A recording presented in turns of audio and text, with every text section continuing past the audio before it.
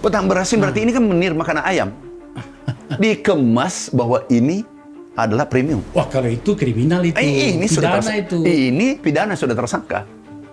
Wow, selama ini pemerintah kita ngapain aja teman-teman? Aneh kan, kok ini baru terbongkar?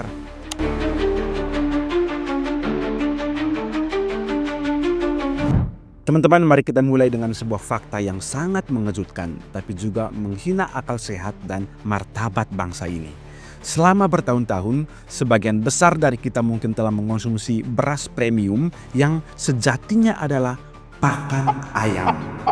Ini adalah kejahatan terorganisir yang dibongkar oleh Menteri Pertanian Andi Amran Sulaiman. Ia menunjukkan di bawah kedok merek dagang premium, beras yang beredar memiliki tingkat patahan atau broken mencapai 59%, jauh di atas batas maksimal yang hanya 14% untuk beras premium. Ternyata ini adalah menir teman-teman, produk sisa yang lazimnya untuk pakan ternak. Dalam bahasa Amran yang keras, ini adalah penipuan, tindak pidana yang meraup untung triliunan rupiah dari kantong rakyat miskin. Dan untuk para pelaku kejahatan dan mafia di bidang pertanian ini telah ditersangkakan sebanyak 70 orang dalam 1 tahun. Kasus beras menir atau pakan ayam ini bukan sekadar urusan kualitas teman-teman, melainkan pintu masuk untuk memahami sistem ekonomi yang telah mencengkram Indonesia selama bertahun-tahun, selama puluhan tahun. Sebuah sistem yang diberi nama sangat jujur oleh Presiden Prabowo, yakni Serakanomik. Serakanomik seperti yang dipaparkan oleh Amran Sulaiman adalah strategi pemusnahan ekonomi rakyat kecil secara terstruktur, sistematik, dan masif. Ini adalah pertempuran gajah diperhadapkan dengan semut, yakni rakyat.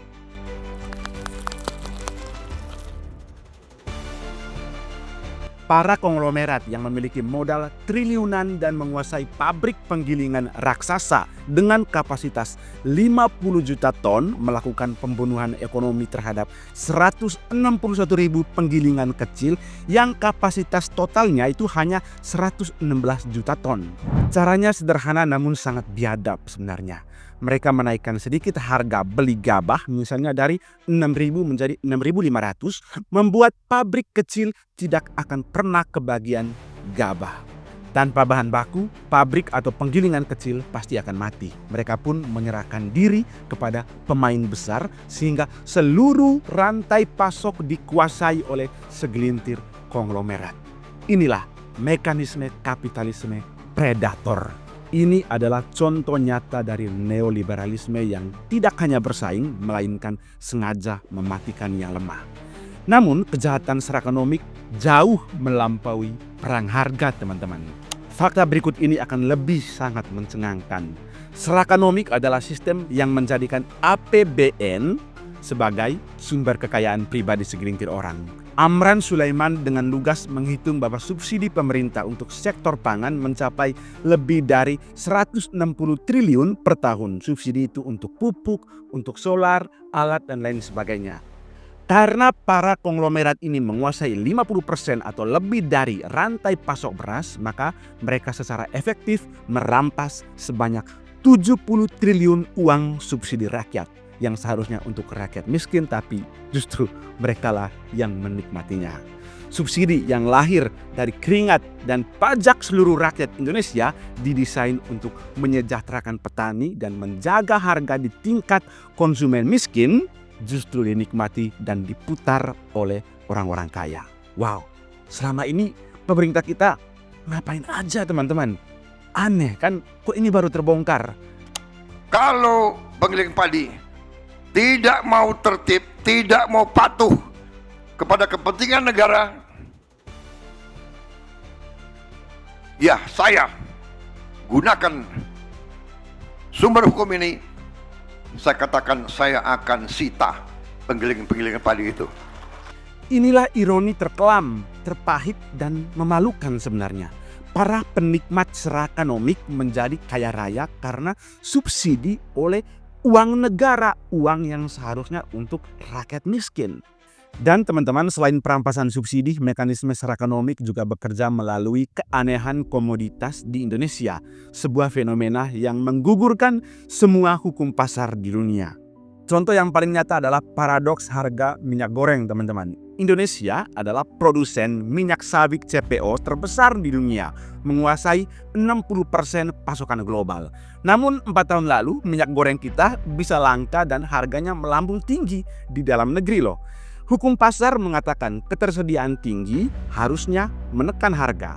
Di Indonesia malah sebaliknya, hukum oligarki yang berlaku. Mereka mengontrol pasokan dalam negeri, menciptakan kelangkaan semu, dan memaksa pemerintah membuka keran impor atau menaikkan harga. Aneh kan? Sungguh aneh, negara dengan produksi kelapa sawit terbesar di dunia pernah mengalami kelangkaan minyak goreng. Ini aneh sekali, tidak masuk di akal sehat. Dan ternyata memang itu ternyata adalah permainan manipulasi yang tadi sudah disinggung oleh Ketua DPR yang saya beri nama Serakah Nomex. Aneh kan, kita menguasai 60% pasokan global tapi malah impor minyak goreng dari luar. Wow. Dan teman-teman, Serakonomik itu tidak hanya bercokol di beras. Amran memastikan pola yang sama terjadi di gula, jagung, kedelai, dan daging sapi. Ternyata ini baru satu sektor, teman-teman. Inilah kenapa total kerugian negara dari praktek ini mencapai ratusan triliun rupiah setiap tahunnya. Ketika Presiden Prabowo menyebut Serakonomik, ini bukan sekadar kritik, teman-teman, melainkan talak politik terhadap sistem ekonomi yang dibariskan Orde Baru dan dipelihara secara subur di era reformasi. Sebuah sistem yang mengandalkan pertumbuhan tanpa keadilan yang dikenal dengan ekonomi neoliberal atau kapitalis cakar-cakar.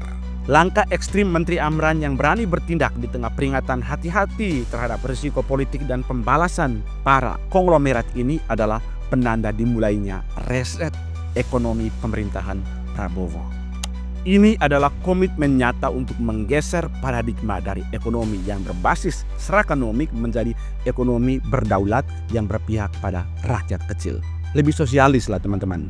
Meski demikian, Amran yang didukung penuh oleh Presiden Prabowo tidak gentar. Ia telah menghitung stok, risiko, dan kekuatan lawan. Ia menyadari sepenuhnya bahwa jika oligarki ini tidak dilawan saat ini, negara bisa kaos dan bubar jika beras itu tiba-tiba langka. Dan langkah ini telah membuahkan hasil nyata. Kontribusi PDB sektor pertanian dalam sejarah Indonesia kini menjadi nomor 1. Nilai tukar petani, khususnya padi, yang sebelumnya di bawah 100% atau petani rugi kini menjadi 124%. Ini menandakan adanya kenaikan pendapatan petani total hingga mencapai 120 triliun. Kami baru saja ratas dengan Bapak Presiden Republik Indonesia. Kami laporkan tentang perkembangan pangan khusus untuk beras, pangan kita khusus beras. Insya Allah tanggal 31 Desember jam 12.00 kalau tidak ada aral melintang 30 hari lebih, 40 hari ke depan Indonesia swasembada pangan. Itu yang pertama. Dan ini adalah dari target 4 tahun, tapi kita capai insya Allah 1 tahun. Ini adalah gagasan besar Bapak Presiden. Pertama kami ditarget 4 tahun, kemudian setelah 21 hari berubah menjadi 3 tahun, dan setelah 45 hari berubah menjadi 1 tahun. Berkat dukungan penuh dari segi regulasi, kemudian pembiayaan, alhamdulillah kita bisa capai dalam waktu singkat.